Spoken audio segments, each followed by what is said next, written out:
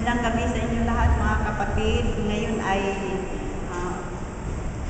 gabi ng panalangin at pasasalamat at bukas ang misa sa ating mga prayer request at thanks. At sino yung may mga request ay bukas na ang misa at pupunta na dito sa unahan.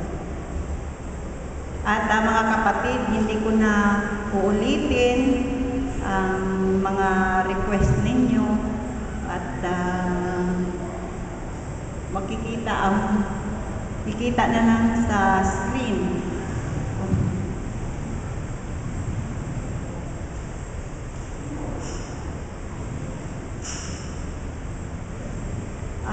Isama natin sa dalangin yung aking kapatid na nung una, Miyerkules, ay sinasabi ko na rin dito na nawa ay buksan ang kanyang puso na tanggapin ang Panginoon. At isama din natin siya sa dalangin kasi sabi ng doktor na ang kanyang kidney ay magpapangsyon muli. Kaya pasalamatan natin ng Panginoon dahil na dininig din niya ang ating mga panalangin.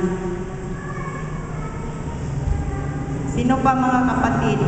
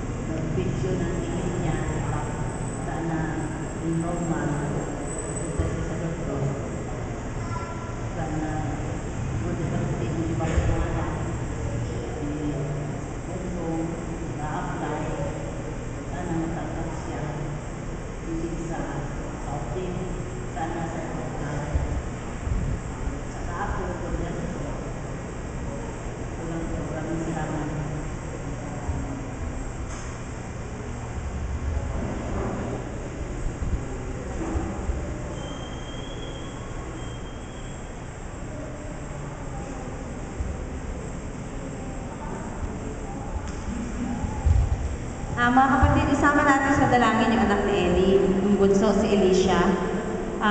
Every month na hospital yun eh. Ngayon nasa hospital na naman siya. Sana yung diagnosis ng doktor this time is tama talaga. Para yung treatment, tama din dun sa sakit niya talaga. Kasi kawawa naman yung bata. No? Every month nasa hospital. So, dalangin natin si Alicia Coliano.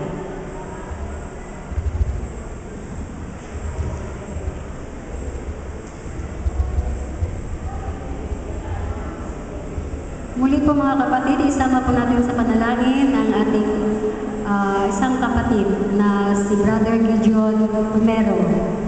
Siya po ay may karamdaman at ilang beses na po siya na-confine. At ngayon po ay nasa bahay siya at hanggang ngayon ay hindi pa rin siya makakalakad. Isama po natin siya sa panalangin dahil ang sabi ng kanyang misis ay parang iba na magsalita si Brother Gideon. Kung ano mang panukala ng Diyos para sa kanya, yun, isama natin siya sa panalangin.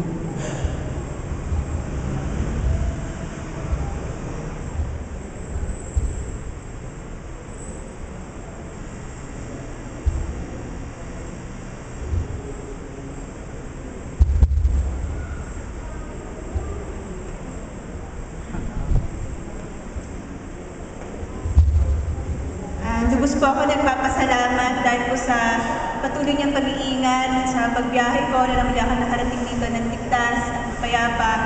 At sa 5 buwan na pag-stay ko sa Riyadh, iningatan niya ako, tinulungan, at binigyan niya ako ng mga kasama sa ward na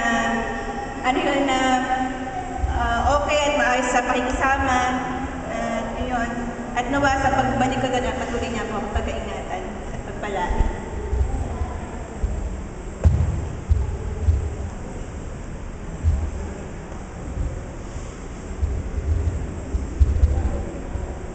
Sino pa mga kapatid?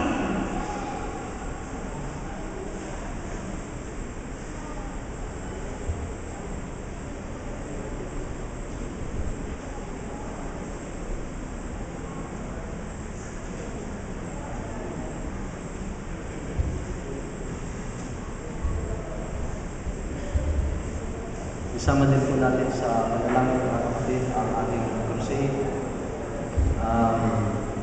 Lalo na po ang ating ginagawa mga paghahanda ng ating Grand Sabbath School ng bawat zone ay maging maayos, maging matagumpay.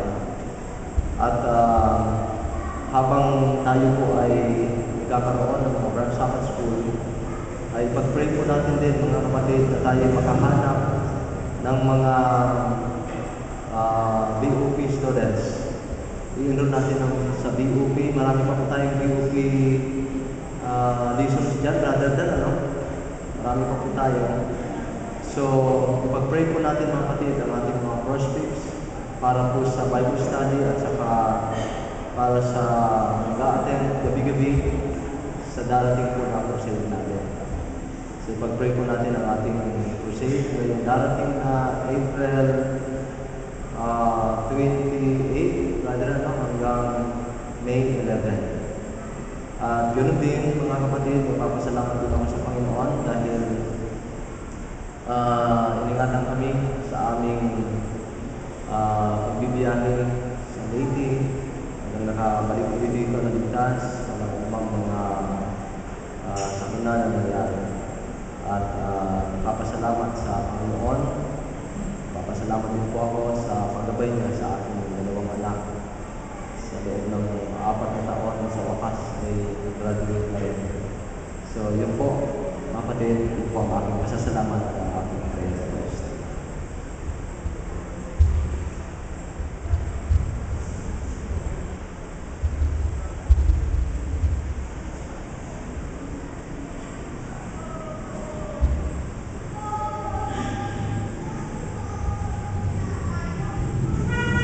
Ating pong panalangin yung dagaganaping BBS para po sa ating mga kabataan sa April 23 to 28 na po. Nawa po ito maging matagumpay at kayo din ng mga nawa po yung marami mag-sponsor dahil hindi po biro-biro ito.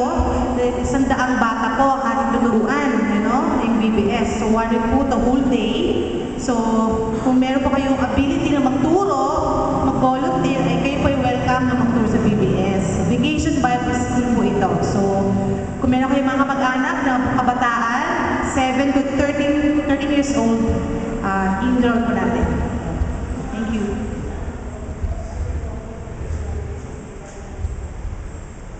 Mayroon pa mga kapatid?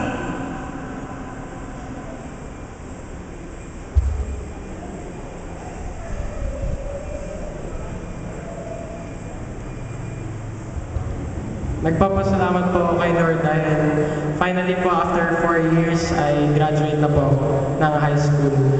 Lahat po ng prayers at saka request ko ay binigay po niya pa yung God's grace.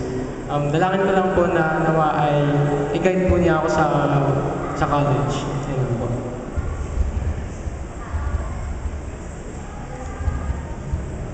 Mayroon pa?